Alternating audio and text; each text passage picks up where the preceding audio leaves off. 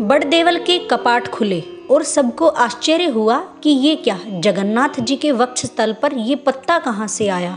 क्या कल रात कोई आया था यहाँ पर? बड़े सौभाग्यशाली होते हैं वे लोग जिन्हें रतन वेदी पर विराजमान भगवान श्री जगन्नाथ जी के दर्शन होते हैं। ऐसा ही कुछ सौभाग्य प्राप्त हुआ था जयपुर के राजा जयसिंह देव और उनकी पत्नी चंद्रावती को।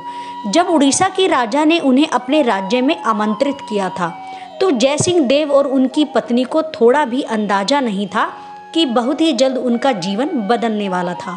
वे खाली हाथ उड़ीसा में नहीं आए थे, लेकिन खाली हाथ वापस भी नहीं जाएंगे।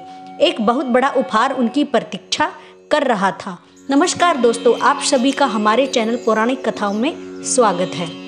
जब जयसिंह देव और चंद्रावती मंदिर में भगवान जगन्नाथ, बलदेव और सुभद्रा जी के दर्शन करने गए तो पुजारी ने उनसे कहा कि हे राजन, ये तो जगन्नाथ जी को अर्पित भोग जो आप देख रहे हैं ना, वो कोई साधारण खाद्य पदार्थ नहीं है। इन्हें लक्ष्मी जी देवी स्वयं पकाती हैं, और वो भी अपने पति जगन्नाथ जी के लिए। और फिर जब वे भोग को स्वीकार कर लेते हैं तो फिर वो प्रसाद विमला देवी को सबसे पहले अर्पित किया जाता है, और इस प्रकार ये प्रसाद विमला देवी के पास से होकर आता है। ये प्रसाद महाप्रसाद बन जाता है। इसको कभी साधारण मत समझिएगा। हाँ, ये साधारण खाद्य पदार्थ नहीं है। इसे जो खाता है उसके सारे पाप नष्ट हो जाते हैं और जीवन के अंत में वैकुंठ मिलता है। वैकुंठ, हाँ, ये लीजिए, आप इस महाप्रसाद को स्वीकार कीजिए। महाप्रसाद ग्रहण करके राजा और रानी ने धन्यता का अनुभव किया। रानी चंद्रावती ने जगन्नाथ जी से प्रार्थना की कि उन्हें लक्ष्मी देवी जैसी पुत्री प्राप्त हो, जिसे वो जगन्नाथ जी की सेवा में अर्पित करे। और इतने ही पवित्र मन से की गई रानी की प्रार्थना जगन्नाथ जी कैसे अनसुनी कर सकते थे। 1 वर्ष के अंदर ही राजा जयसिंह देव और चंद्रावती के घर में एक सुंदर कन्या का जन्म हुआ। नाम रखा गया विष्णुप्रिया। जैसा मांगा था बिल्कुल वैसा ही पाया। ये कन्या साक्षात लक्ष्मी देवी जैसी लग रही थी। जब उसे कोई देखता तो देखता ही रह जाता था। विष्णुप्रिया के शरीर को स्पर्श करके निकलने वाली पवन बगीचे में खिले हुए पुष्प से बात करती। वो कहती, अरे ओ सूरजमुखी, अब तू अपना चेहरा सूरज की तरह नहीं विष्णुप्रिया की तरफ मोड़ ले, क्योंकि उससे सुंदर तुम्हें इस जन्म में कोई और नहीं दिखने वाला।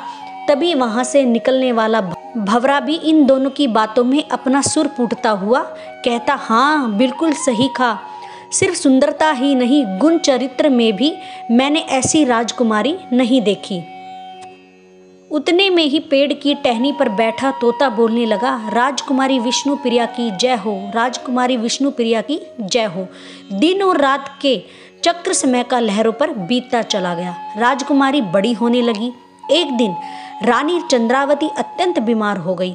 अनेकों वैद्य और चिकित्सक आए, इलाज किया, लेकिन रानी की शारीरिक स्थिति दिन पे दिन खराब होती जा रही थी। ऐसे समय में राजकुमारी विष्णुप्रिया ने अपनी माता की सेवा करने में कोई कसर नहीं छोड़ी। दिन रात वे उन्हीं के साथ बिताती। एक दिन जब वे अपनी माता के साथ बैठी हुई थी तो उसने राजमहल के बाहरी मार्ग पर किसी को गाते हुए सुना। उसे लगा कोई भिक्षुक होगा, लेकिन उसके गीत इतने ही मधुर थे कि वह स्वयं को रोक नहीं पाई। झरोके से विष्णुप्रिया ने देखा तो कोई सन्यासी जैसा लग रहा था। उसने तुरंत अपनी दासी को भेजा और कहा, जाओ पता करो कौन है वहाँ। दासी जब वापस आई तो उसके हाथ में एक पात्र था और उसने विष्णुप्रिया से कहा, राजकुमारी, वो तो जगन्नाथपुरी से आए हैं, एक सन्यासी हैं। उन्होंने आपके लिए एक संदेश भेजा है और ये बहुमूल्य महाप्रसाद भी। उन्होंने कहा है कि ये जगन्नाथ जी का महाप्रसाद है, उसे महारानी को दे दो और जगन्नाथ जी से प्रार्थना करो कि आपकी माता जल्द ही स्वस्थ हो जाएंगी। दासी की बात सुनकर और हाथ में जगन्नाथ जी के महाप्रसाद को लेकर विष्णुप्रिया को एक रोमांचक हो आया, जैसे मानो कोई पुराने रिश्ते के तार जुड़ गए हो।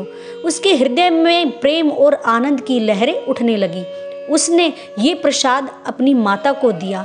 रानी चंद्रावती ने जैसे ही प्रसाद को ग्रहण किया, उन्हें लगा जैसे वे शुद्ध हो गई। शरीर में एक नवीन ऊर्जा का संचार होने लगा और कुछ ही दिनों में रानी बिल्कुल स्वस्थ हो गई। इस प्रसंग के बाद राजा जयसिंह और रानी चंद्रावती का जगन्नाथ जी के महाप्रसाद में विश्वास और बढ़ गया। लेकिन विष्णुप्रिया के मन में इस प्रसंग के बाद प्रेम के असुर उदित होने लगे। जब भी कोई पुरी से आता तो विष्णुप्रिया जगन्नाथ जी के विषय में उनसे पूछती और ध्यान से भगवान जगन्नाथ जी के गुणगान सुनती। एक दिन पुरी से एक पंडा जगन्नाथ जी का प्रसाद लेकर राजा से मिलने के लिए आता है।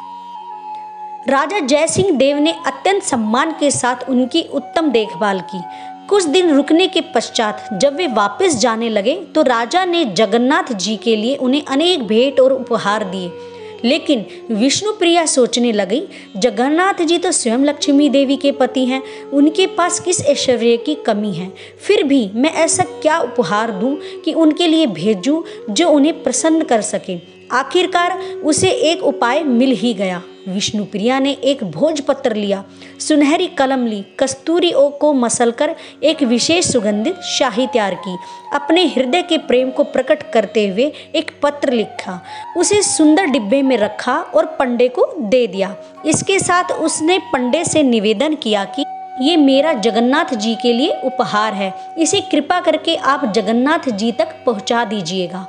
और इसके बदले में विष्णुप्रिया ने उस पंडे को एक स्वर्ण मुद्रा भी दी। अब ये जगन्नाथ जी के पंडे निकल पड़े पुरी जाने के लिए। मार्ग में उन्होंने सोचा, राजकुमारी का ये डिब्बा तो बड़ा ही सुंदर है, लाओ तो जरा देखूं तो सही कि इसमें ऐसा क्या मूल्यवान है जो वो जगन्नाथ जी को भेज रही हैं। ये सोचकर उसने डिब्बा खोला तो देखा उसमें एक भोज के पत्ते पर कुछ संस्कृत में लिखा हुआ था। ये देखकर उन्हें गुस्सा आ गया और बोलने लगे, ये राजकुमारी पागल है क्या? जगन्नाथ जी के लिए एक मामूली पत्ता भेजा है तो इस पत्ते को इतनी दूर ले जाने का क्या फायदा? फेंको इसे यहीं पर, बेवकूफ राजकुमारी। इस प्रकार बोलते हुए पंडे ने राजकुमारी के पत्र को वहीं मार्ग में फेंक दिया और वापस आ गया।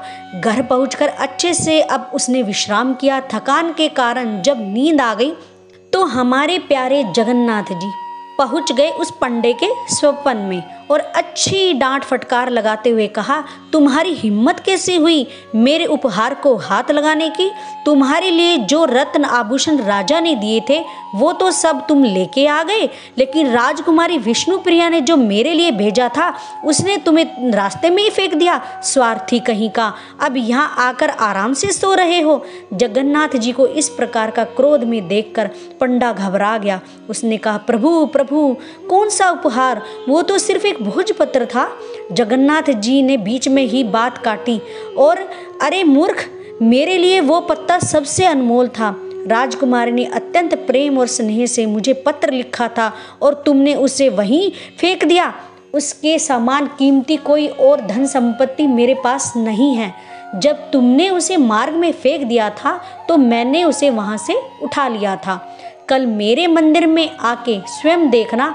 इतना कहकर जगन्नाथ जी अंतर्ध्यान हो गए। पंडा घबरा कर उठा, लेकिन प्रातःकाल उसने स्वप्न की सच्चाई जानने के लिए मंदिर में गया।